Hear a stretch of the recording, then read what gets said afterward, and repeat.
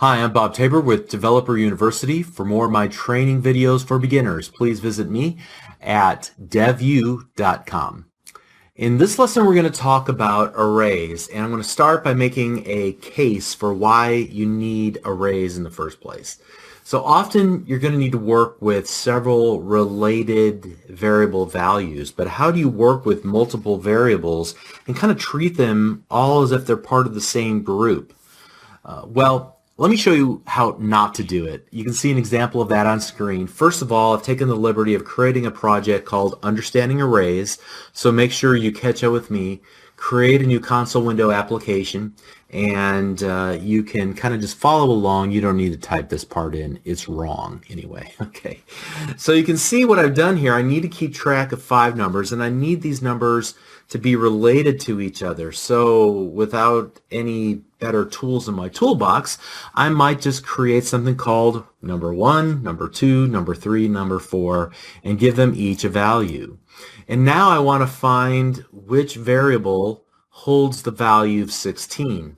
I'd love to be able to loop through them like we learned about previously to find which of the values hold number 16, but I can't really do that.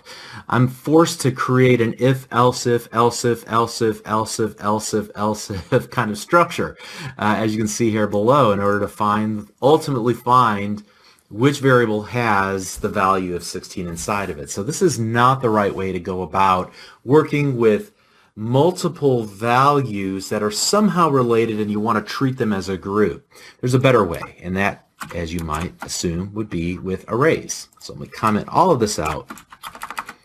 And, previously I talked about a variable as being a bucket in the computer's memory that will hold some value. But let's expand our thinking about this for just a moment and talk about an array.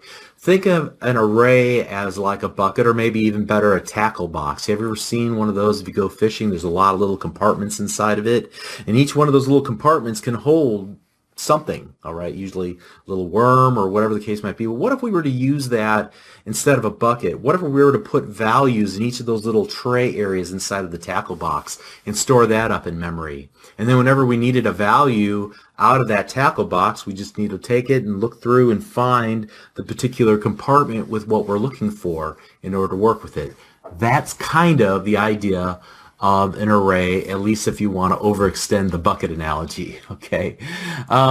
So another way to think of an array, it's kind of a sequence of data, a collection of data, although I'm hesitant to use those specific terms because they have very specific meanings in .NET. So think of it in a very general sense. You have a collection of data you want to keep together. How do you do it? Well, one of the ways you can do that is with an array. So let's do this. And I'm going to go ahead and create my first array here. I want you to follow along. And notice that I'm using square brackets. I'm not using curly braces, all right, when I'm working here. So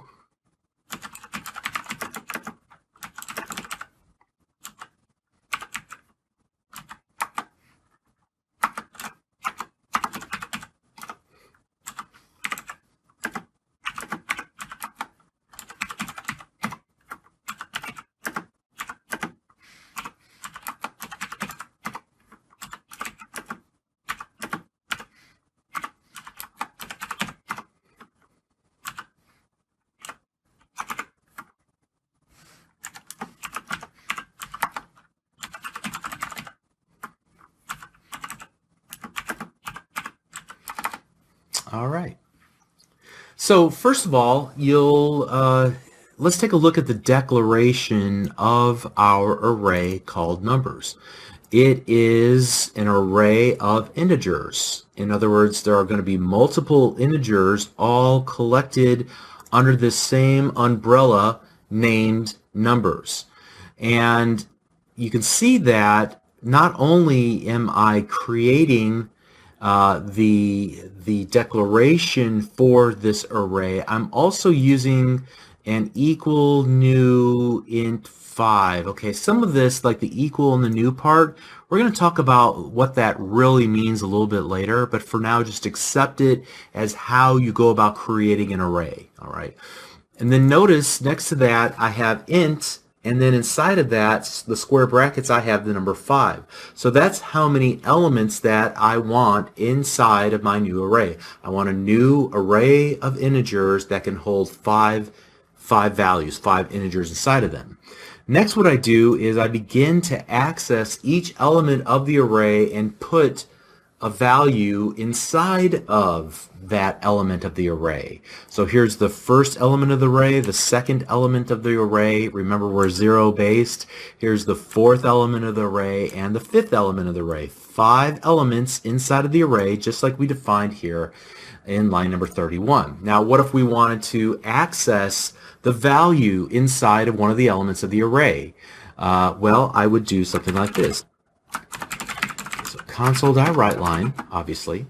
Now, what if I wanted to get to and print out the value that's in the second element of the array? Well, then I would use the correct index of the array to access that element. So, here's numbers, and I want the second element, which means I'm going to use the index 1. So I'm going to index into that array to get to the correct element. So in this case, the second element is at index number 1. All right, and I can print that off the screen. And let me do a read line here, like so, and we can quickly run the application.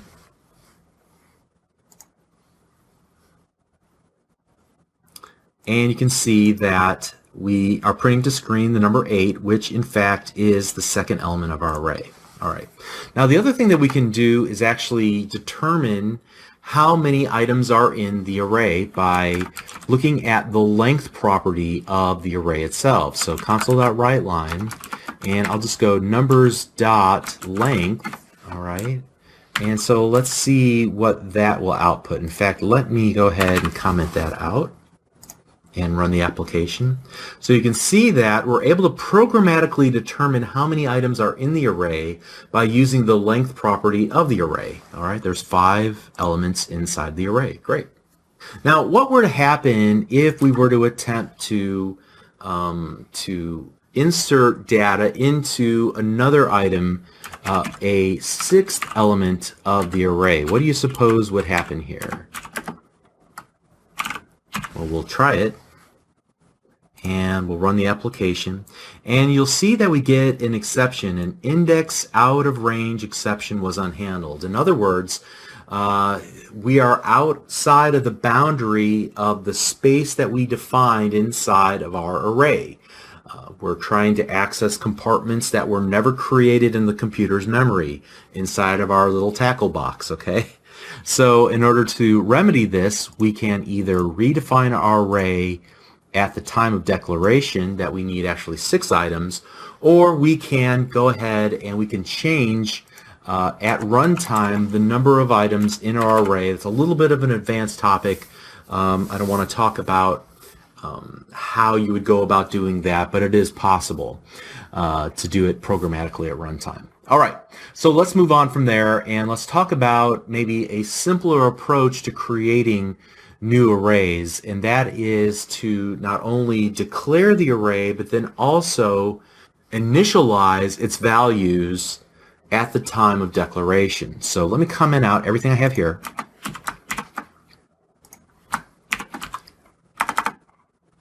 And we'll do this. Now, instead of giving it a specific size, we're going to let the compiler figure it out on its own, because we're just going to start typing in the values of the elements that should be stored inside of our array. Now, in this case, I can create it, or just put all the items in there I want to put in there, and I can trust that the new array that will be created in memory will be able to hold all, 6 items this time, right? Okay. Let me comment that out. And we've been working specifically with integers, but what if we were to work with strings? How would we go about doing that? Well, same sort of idea here. In this case, we want to give it a number of literal strings.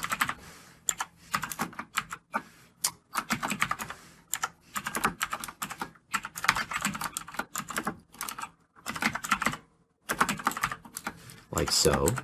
Okay. And so let me move this over a little bit. You can see that we are able to create an array of strings. We don't have to declare up front how many elements we want in our new array. We'll let the compiler figure that out. It will create 4 items. Now, there's a number of different ways that we can loop through to access each of the items in our array. Let me show you 2 ways, and one of them is going to be what you're already familiar with, the for loop, right? So I'm going to go for tab tab, and so we'll start with an integer I equals 0, and now let's do this instead. Let's go names.length, right? And then inside of here we'll go, let's do this, console.writeLine, and we'll go names. And then what do you suppose we'll put in the middle here? We'll use the value I, right? So what we're going to do is start at 0 and continue iterating through until we reach the length of our array, and then we'll stop and jump out of our array. But until then, we'll do a console.readline here, and you can see that this will allow us to print out all 4 items inside of our array to the console window. Great. Now, there's a lot of management of this I here, but there's an easier way to go about this. Let me comment this out real quick. I'm going to show you a second style of iteration statement. So in this case, we'll just do this. We'll do for each, and I'll go ahead and use the code snippet. I'll just go tab tab. So for each string name in names, all right, and I've made up the term name as singular, and names is actually what we called our array, right? So now I'm going to hit enter on my keyboard twice, and I'll just do console.writeLine name, and let's go console.readline. What this will do is it'll allow us to essentially loop through every single name in our array of names, and for each item it will copy the current element into this temporary variable called name of type string, and then we can use that to do whatever we want. In this case, we're just going to print it off the screen. See how much easier that is? But we can use either technique in order to iterate through our sequence of data. Very neat. Okay. All right. Now let me show you one last thing you can do. It'll be pretty powerful stuff. And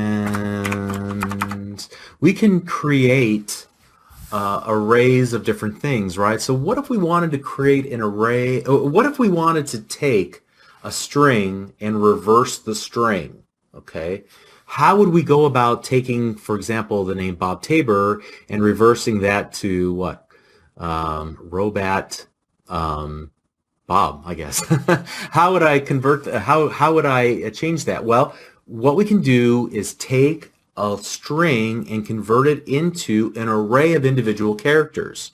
Once we have an array of individual characters, we can then say, go ahead and reverse the order of those items so that the last becomes first and the first becomes last. All right. So let's do this. I'm going to create a string called Zig, and it's going to contain one of my favorite speakers quotes that I have kind of patterned my life after. You can get what you want out of life if you help enough other people get what they want. All right. Now that's a very, very long line of code. So what I would probably do is I would try to chop this up into multiple lines of code. And we said this before that you can do something like this in C#.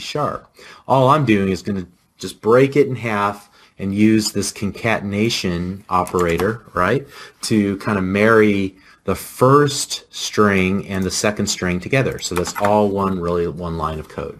So now that I have this, what I want to do is create an array of characters. So I'm going to use the char keyword, which is the data type char, meaning I want one character, but I'm going to create an array of characters called, we'll call it char array. All right. I'm going to take this Zig string and I'm going to call a helper method on it called to char array. So every data type has some helper methods that are built into it by the .NET framework. And what this will simply do is take a long string and we'll split it up into individual characters and put those into an array of characters. Now that we have our statement here in an array of individual characters, I can do something like this. I'll call array.reverse, and I'm going to pass in the character array.